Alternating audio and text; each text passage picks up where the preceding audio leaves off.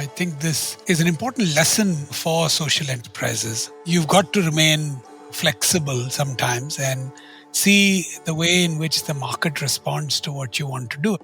To succeed, you need a strategy. But to survive, you need the ability to change that strategy. We went in with a certain notion of how we'd build the business and how the revenue model would work. And we had this elaborate Excel spreadsheet that had all the agents and how many schemes and therefore how much we done and whatnot. But, obviously the market taught us something and we pivoted quickly and built a revenue model.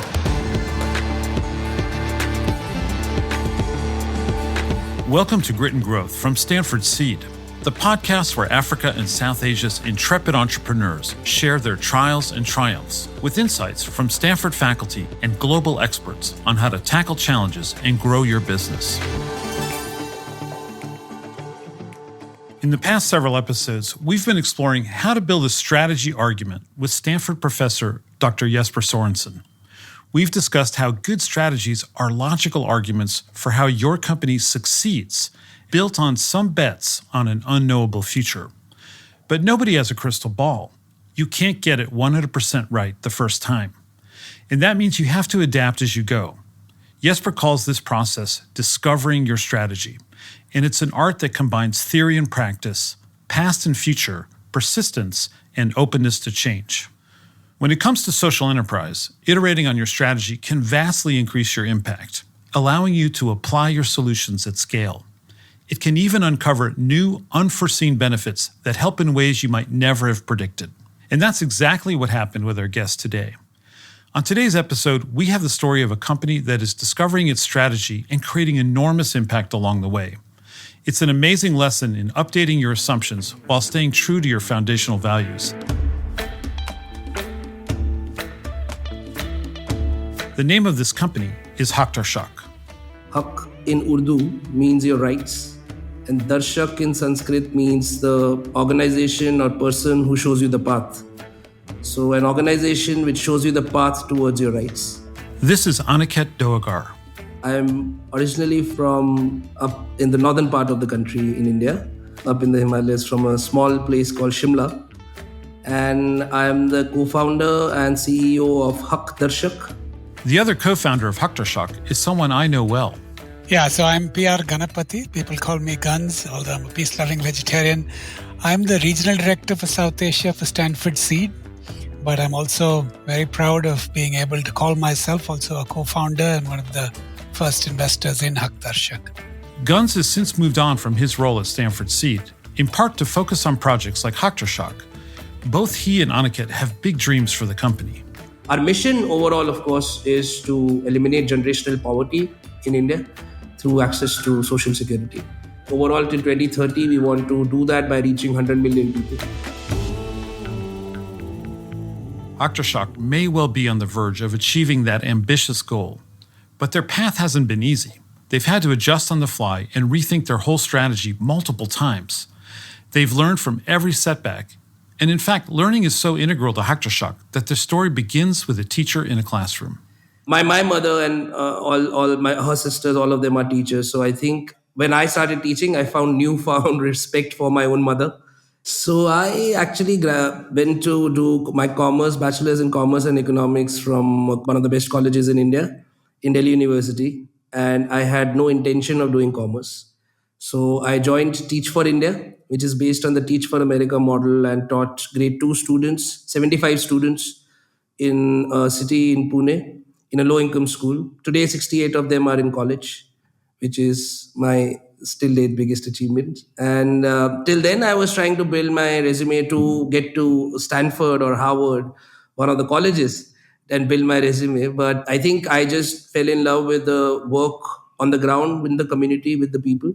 Aniket's curiosity and care for his students extended beyond the classroom. So I think it started for me in Teach for India because all my students came from this extremely marginalized background in terms of income, religion, caste. And after the first year, a lot of my interest in the second year of fellowship was primarily to understand what are the challenges that these students face. Like education is one pathway. What are the other pathways? And as I started interacting with the families, I found that there is absolutely no information of government programs.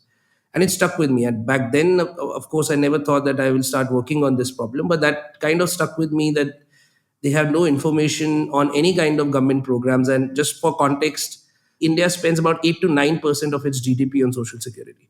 So right now we are about $3.7 trillion. So I think we would, next year, we would be spending about $350 billion. Aniket had stumbled upon something big, really big. India, a country of 1.4 billion people, has about a billion people dependent on some form of social security. And there are 20,000 government programs. Data over the last 7 years of government screenings essentially shows that a rural family is eligible for about 40 to 50 government programs. Wow. And an urban family living in urban metro cities like Delhi and Bombay is eligible for about 25 to 30 programs. And all these families at any given point of time are not accessing more than 10% of the government programs that are eligible.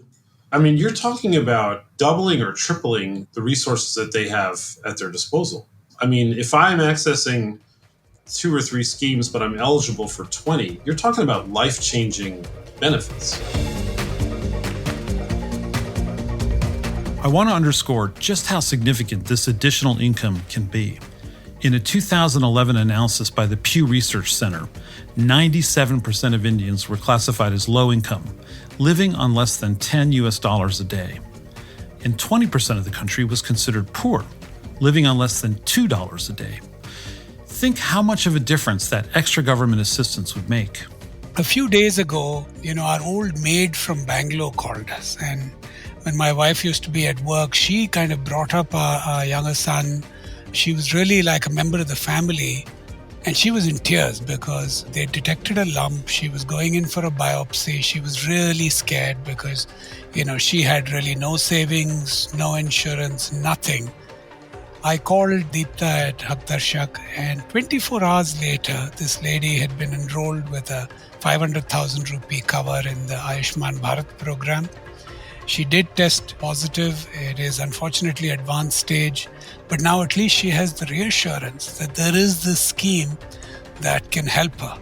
And that, to me, is the power of Haqdarshak, is just people who otherwise are completely at risk for everything that the world throws at them. Now we can make their lives a little more risk-free, give them a little more security, and just help them break that cycle that they're unfortunately trapped in.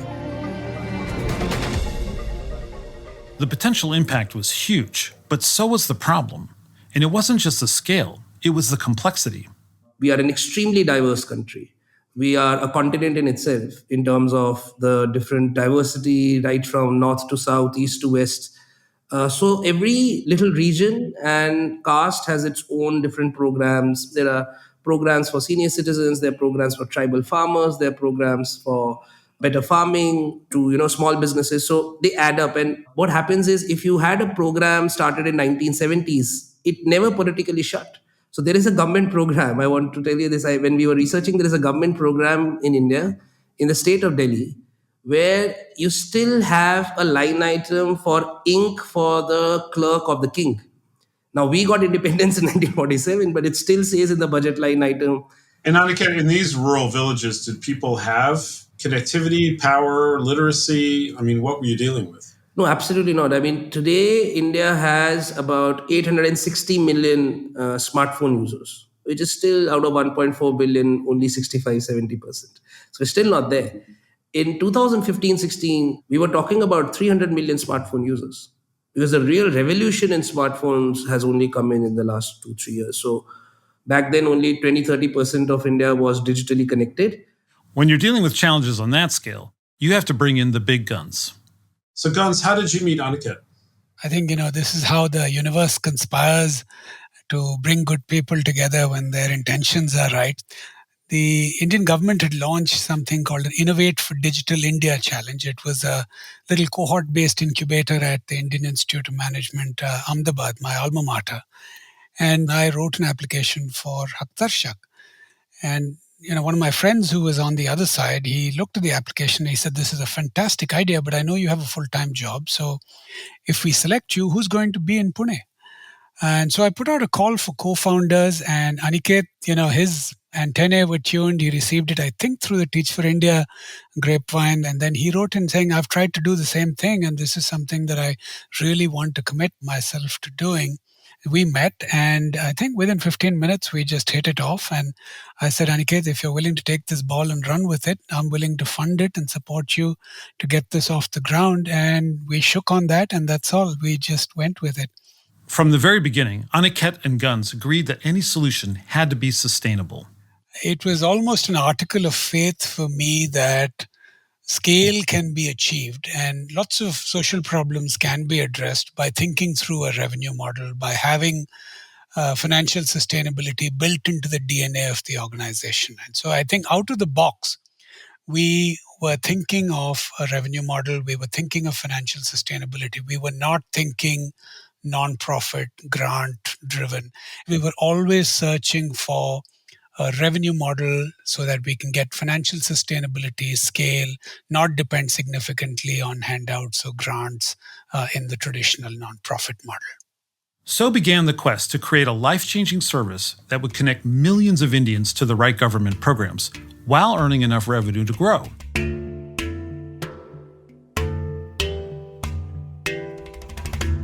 If you've listened to our previous episodes, you know that strategies are based on assumptions.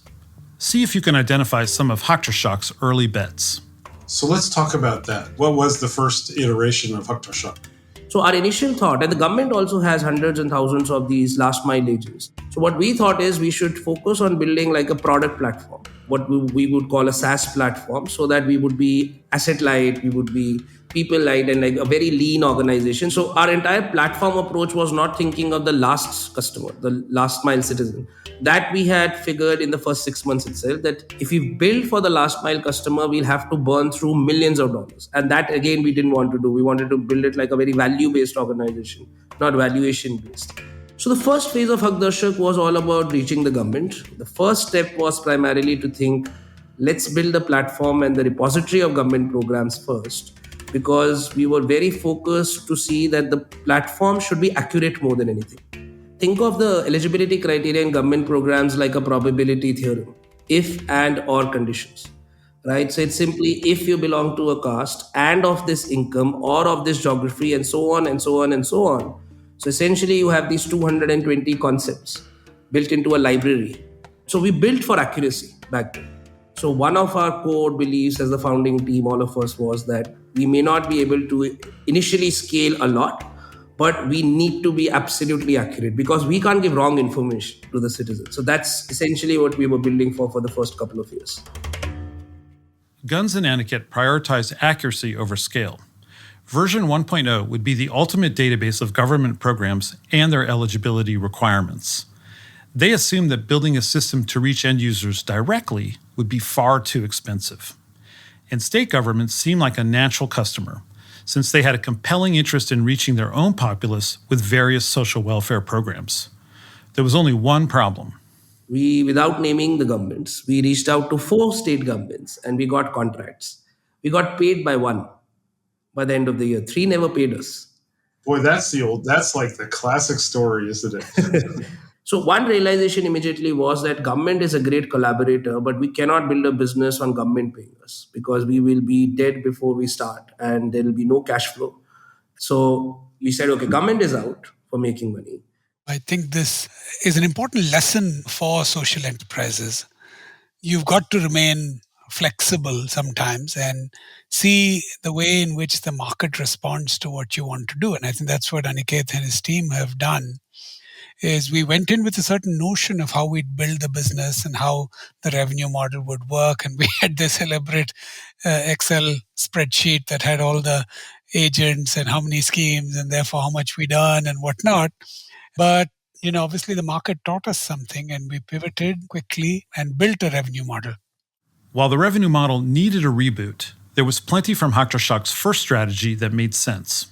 I think what is beautiful about the way researchers at Haqdarshak went about this is they sat down with people in government, in their office, and they asked them to explain the rules that are specified for processing a particular scheme.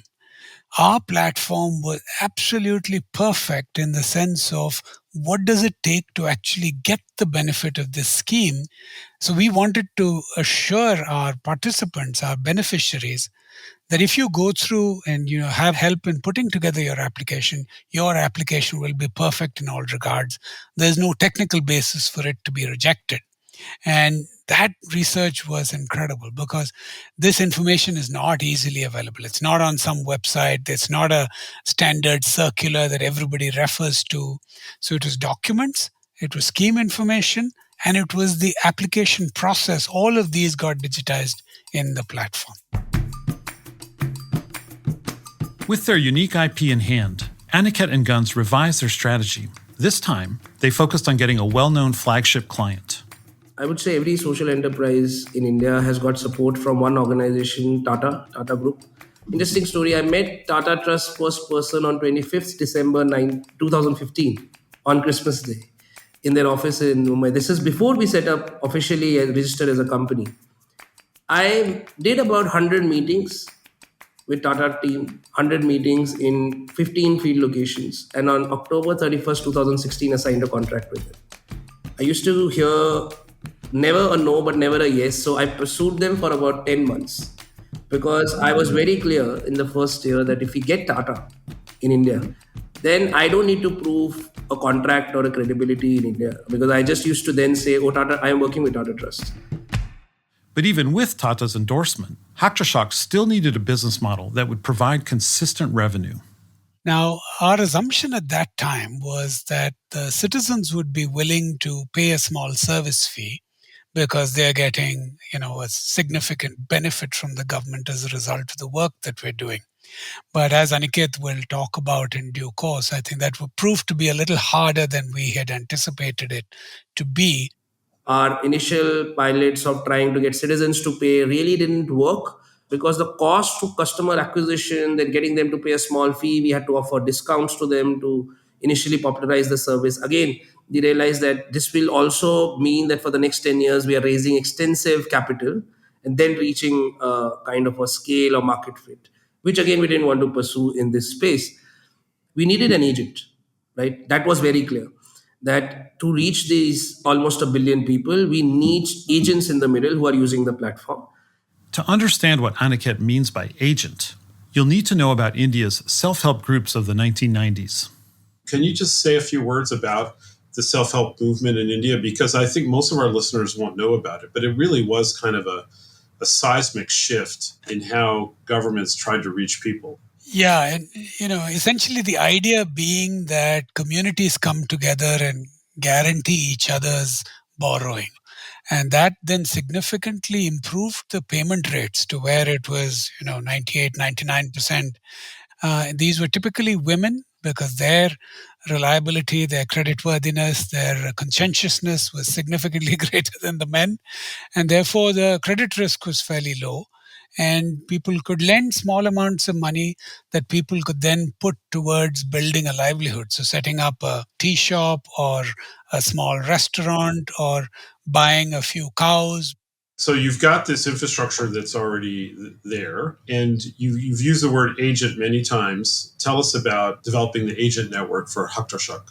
We got an opportunity via Omidyar to do a quick study on the efficacy of women agents. And that's how we had data to back the fact that women agents in rural India would be the best to take this information and last mile delivery ahead because they are locally available, they are more literate in certain cases in rural areas, they can be trained digitally, and once they have a network of other women through the self-help groups where they can pass on this information and application much faster, and any incremental learning through this that they will get, there were enough proof points to show that they will use it for their family much better. They will use it for healthcare, for education, for their benefits for the children. So it had an added benefit. This development opened the door for a new revenue model. So the agent essentially, and that's where our business model changed. So in 2018, this company came to us, which had a large construction business. And they said that we have these 2,000 construction workers near Delhi. We have been told by the government, get them access to basic 2 or 3 programs. We had tried for the last 1 year with 3 organizations. We're not able to do this. We looked at it. We sent our team and they said, how much time will you take? They were hoping we'll say 6 months, 7 months. We got them all the benefits in 45 days because we had this bunch of researchers who had like been eating, sleeping, drinking government You had programs your for the last IP. 2 years. That's our IP. So that person at that company basically said, how did you do that? And then one thing led to the other. And by the end of that year, we were working with 10 large companies. So how does the agent get paid? So for every worker, a corporate company would pay us, let's say, $10, and out of that, $7 we would pass on to the agent, and that's how it became like a gig work. So the more they work, the more they earn. And sometimes, depending on the last mile customer, we also charge them. So to give you an example, just before COVID, we also signed up with Uber in India, where Uber said that I have these drivers and I want their children access to social security, them access to pension programs because they are not their employees. So they don't have access to pension and health insurance from Uber. Uber paid part of the money, but Uber also said these drivers can pay on their own. All they need is information because they're making, in India's context, decent money. So we also started these hybrid models, like partly the corporate pays, partly the customer pays. Haqdarshak didn't have unlimited time to perfect their new strategy. They had to put it into action. But by testing assumptions in the real world, they found that some of their potential weak points were actually strengths. The bane of the government office in India has always been the tout, what they call the dalal in the local language. The stereotype is this slick, oily, slightly unethical person who, takes your bribe and knows how to work the government system and get you the things that you're otherwise entitled to. So petty corruption, is considered a big issue at the local level. And so our big worry when we started the organization was that are we going to actually create an Uber tout? If the traditional tout had 10 schemes in his back pocket, we've now given 7,000 schemes.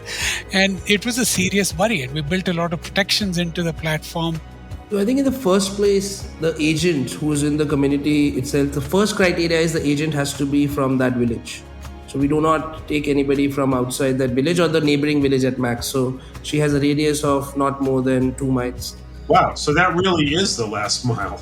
Because she is from the community, we have very low cases of corrupt practices. Because we are the outsider, she is the insider. She can't run away. If she overcharges anyone or she overpromises and doesn't deliver, they are just going to stand outside her house and say, what happened to my benefit? So in that sense, she was all in. Once you're trained an entrepreneur, she will work with our team to ensure this benefit happens. We had investors who didn't invest in Haqdarshak, and I'm sure they're kicking themselves because they were worried about this aspect. But I think the clever way in which Aniket recruited local agents has meant that has not been a problem at all. And so sometimes sitting in our ivory towers, we think about something and we think about problems, and they sometimes may not be problems after all. So I think that is another useful lesson.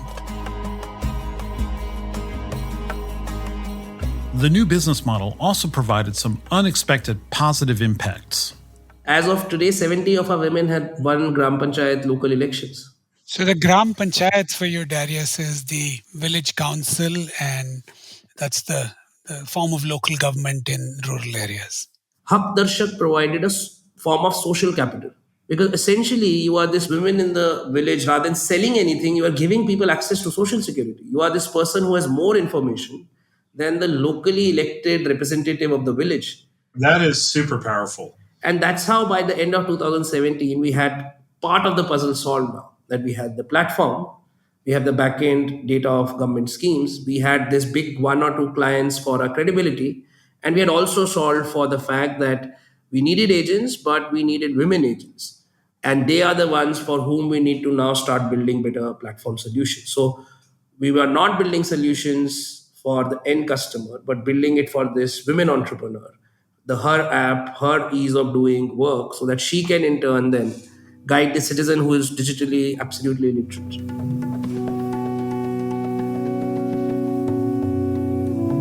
Changing your strategy can create new opportunities, but with that comes risk. The challenge that most social enterprises face at some point in their journey is the tension between financial sustainability and mission, and the risk of mission drift at that point. And I think we did face this 2 or 3 years in, where there was this temptation that we had this network of field agents, and we could have gone the way of adding profitable, financial products, insurance sales, things like that to the basket of goods that an agent carried, and made the organization more financially viable. But it would have meant a significant mission drift away from our original focus. This is why it's so important to have the right investors. As we've discussed on this show before, not all capital is created equal. My co-investors and I told Aniket that the only question we're going to be asking you is impact. Tell us how many lives you've impacted, how much you've delivered to them in terms of government benefits, how much are agents earning. Those were the numbers we were looking for. We all looked at our investment not in terms of expectation of a financial return. So I think it's important to have investors like that, investors who are focused on the mission, really buy into what you're trying to do and support you along the way. Subsequent to that also, I remember one of the key things is where to say no to investment. I would have probably said a lot of times no to large family offices, some billionaires in India, and stuck to investors like Acumen and others who come with a very clear professional institutional kind of approach of long-term patient capital, have that record. Of course, you can't know which investors are mission aligned unless you are crystal clear on that mission yourself. I think in the first few years of an entrepreneur, it's very important to realize what are you building. Like I said, we were very clear as a founding team and then the executive team that we want to create value.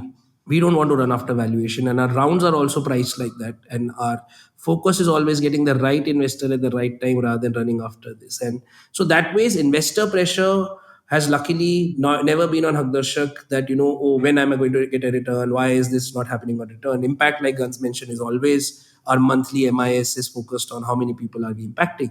At the same time, of course, there have been pressures from within and from within the team sometimes. So, oh, this is such a lucrative opportunity to start, let's say, selling loans here. We have a network, start doing trainings. During COVID, we got an offer of about $2 million to set up a skilling institute.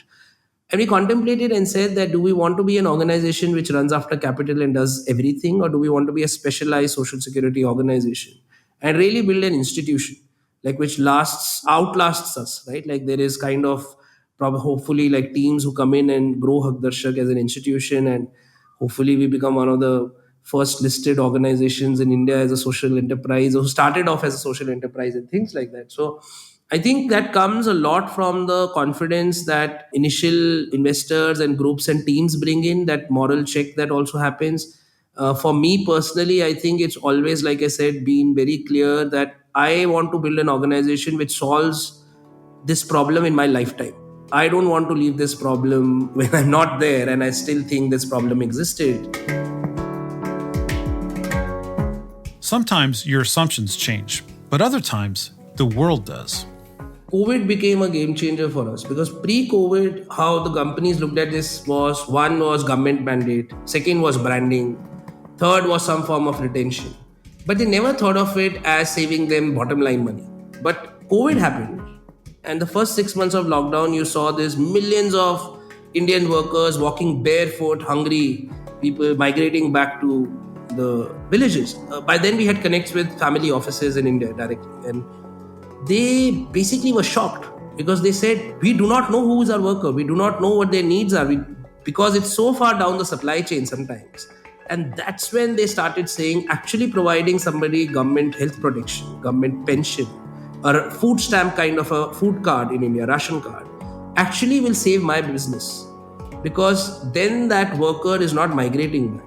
Then that worker is staying on. Then that worker is vouching for this industry. And I think that really pivoted the idea in that year to these companies to say, no, social security is just not about doing social good.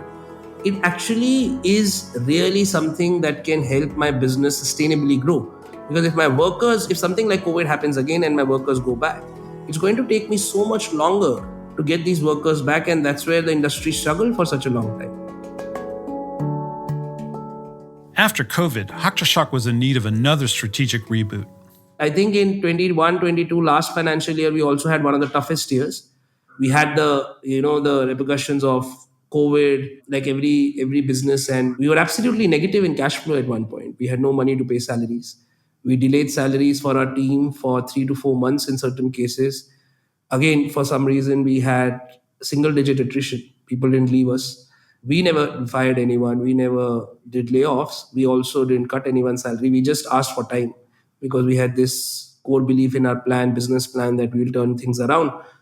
But that gave us a very clear insight that this business model alone will not work. We cannot depend just on corporates and cyclical business opportunities.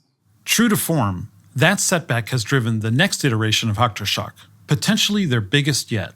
And again, we started investing like the seed capital a lot in innovating and building this Yojana Card platform. So what does a Yojana Card do for you? So Yojana Card essentially is a first of its kind social security and financial inclusion card. So we realized that while we keep building for the agents, now is the time to shift to the end customer, right? So this Yojana Card, in a simple sense, think of it like a loyalty card. The end farmer worker gets this Haqdarshak Yojana card with your name and everything. And so it's a QR code, you tap it. If you have a smartphone, if not through an OTP, it can use it through one of our agent networks. And it will show all your profile, your dashboard, what government programs you're eligible for, what government programs you're not eligible for, how much benefit you have got, how much you've not got, and you can apply through that. So you've already done the questionnaire, the 40 questions. You've built your profile in your database. You know who these people are. You've told them what programs, and now it's all available to them at the tap of a card. Absolutely. And we have signed up with one of the biggest global card players, which will be announced pretty soon. And that will become a financial inclusion card. So essentially, you can also use a card, that same Yojana card, to pay for your bills, get your income, get your daily wage, track your savings, get savings products. So it's a combination of social security and financial inclusion. So that's fascinating. I mean, that's amazing. So let's say your Yojana card says that you qualify for these schemes and you are getting these financial benefits. Is the money from the government scheme digitally available to you on the Yojana card?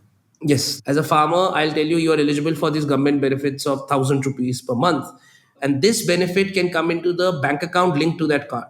So I can, in one click, not only apply for the benefit, get the benefit, and then using that amount, we want to push programs like savings, because this segment doesn't have enough savings program. So how do you use that government benefit program to put part of it in a savings program, create a scorecard so that they can apply for low cost credit, get better health and life insurance programs, not only from the government, but other sectors. And then that starts becoming their profile card, because a social security score is not available in India.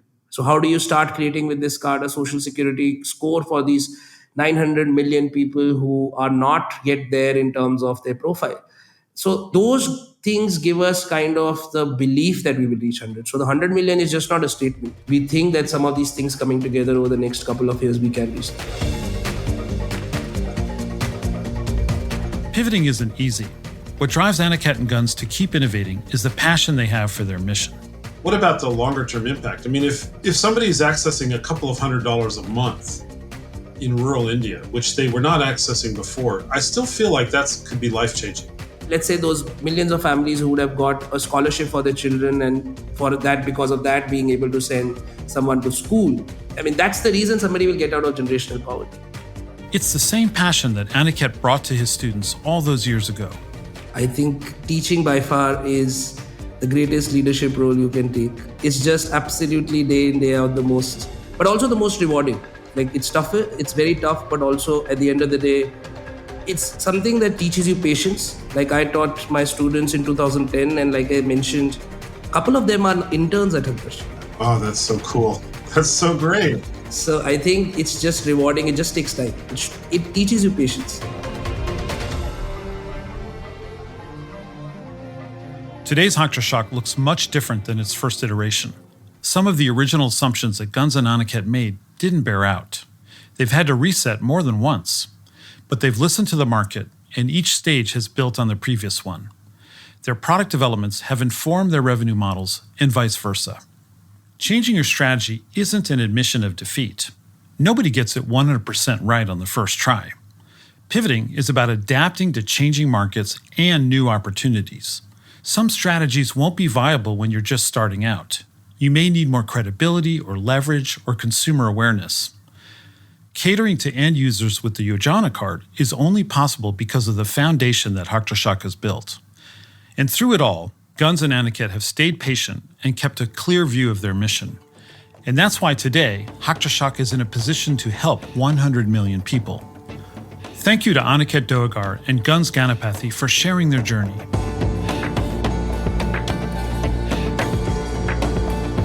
This has been Grit and Growth from the Stanford Graduate School of Business. I'm your host, Darius Teeter. If you like this episode, follow us and leave a review on your favorite podcast app. Erica Amawake Ajay and VN Virgin researched and developed content for this episode. Kendra Gladich is our production coordinator, and our executive producer is Tiffany Steves, with writing and production from Andrew Gannam and sound design and mixing by Alex Bennett at Lower Street Media. Thanks for joining us. We'll be back soon with another episode.